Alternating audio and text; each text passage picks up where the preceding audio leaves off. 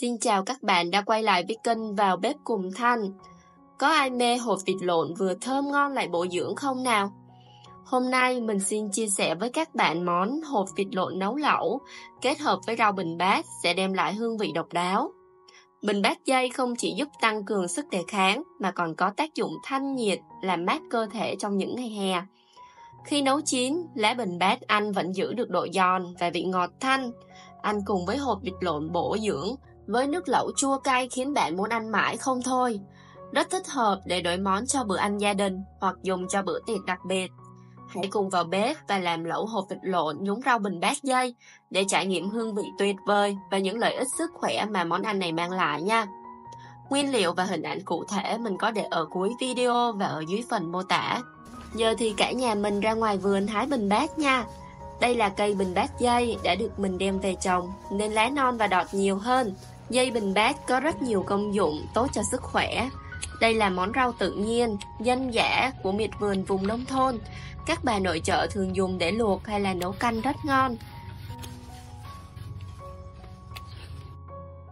Hôm nào trời mưa hoặc là muốn bồi bổ sức khỏe thì mình lại ra vườn hái đọt và những chiếc lá non bình bát lành lặn, đem rửa sạch để ráo và nấu canh.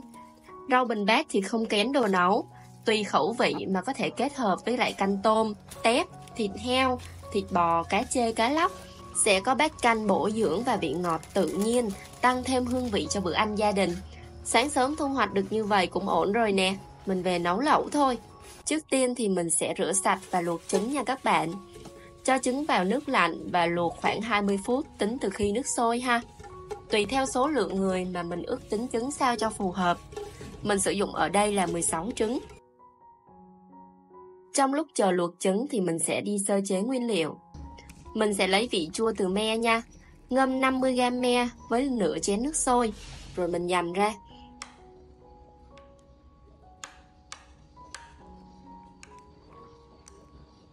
Nấm rơm hôm nay chỉ toàn là nấm to thôi, nên mình ngâm muối, rửa sạch, rồi cắt nấm ra. Còn bạn mua được nấm nhỏ thì mình khỏi cắt.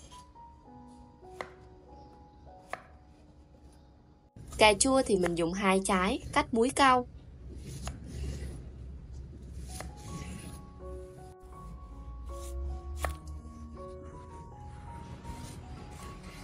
Thơm thì không thể thiếu nha, cho nước dùng thơm và chua nhẹ. Mình cắt ra miếng vừa ăn như thế này.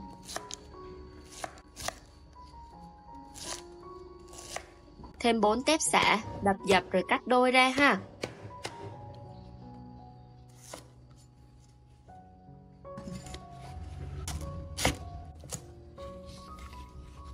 Hành tím ở đây mình sử dụng là 20g, băm nhuyễn ra.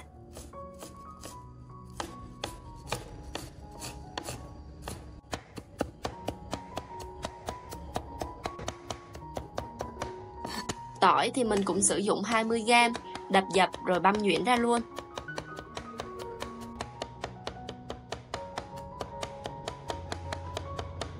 Ngò gai và rau ôm thì cắt nhỏ ra nha.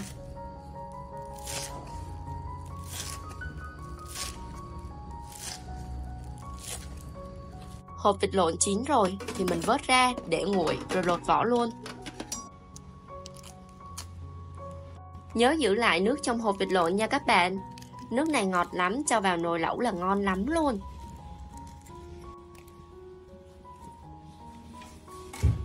Tiếp theo thì mình sẽ phi hành tỏi cho thơm.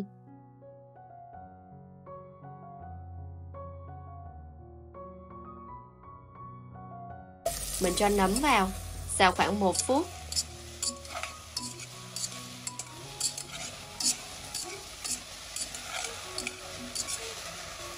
Nêm vào đây là nửa muỗng cà phê hạt nêm, xào thêm 1 phút nữa rồi tắt bếp. Bây giờ thì mình sẽ nấu nước lẩu. Cho một ít dầu ăn, đợi dầu nóng rồi mình cho hành tỏi vào phi thơm.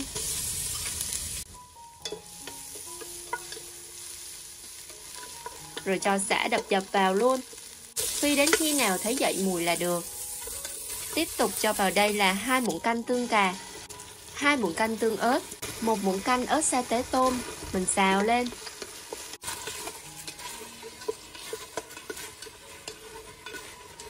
Sau đó cho vào khoảng 2 lít nước dùng. Mình sử dụng ở đây là nước hầm xương gà và 1 lít nước, tổng cộng là 3 lít nước và nấu ở lửa vừa. Nấu khoảng 20 phút cho các gia vị ra hết chất thơm. Sau đó thì mình vớt sả ra.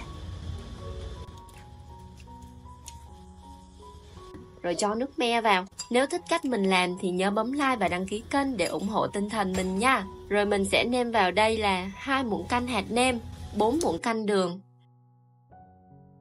và 1 muỗng cà phê muối. Rồi mình sẽ cho trứng vào và cả phần nước trứng vịt lộn vào luôn ha. Cho hết phần nấm vào. Kế đến thì mình sẽ cho thơm. Đợi sôi lại một lần nữa, mình nêm thêm 1 muỗng canh nước mắm cho dậy mùi. Các bạn có thể nêm lại cho phù hợp với khẩu vị của gia đình mình nha. Xong rồi thì mình dọn lẩu ra rồi thưởng thức thôi nào.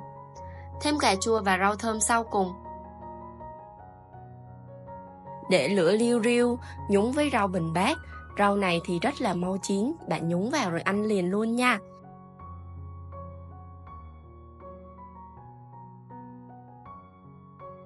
Ăn kèm với lại rau cải, một ít nấm kim châm, rau muống bào hoặc là loại rau nào mà bạn thích. Dùng chung với bún và mì thì đều hợp. Nước lẩu có vị ngọt thanh đặc trưng của trứng vịt lộn, vị chua của me và cay của ớt sa tế. Tất cả kết hợp vô cùng kích thích vị giác. Lẩu này ăn ngon lắm, đặc biệt với những ai thích ăn rau. Chúc các bạn làm thành công. Xin chào và hẹn gặp lại ở kỳ tới nha.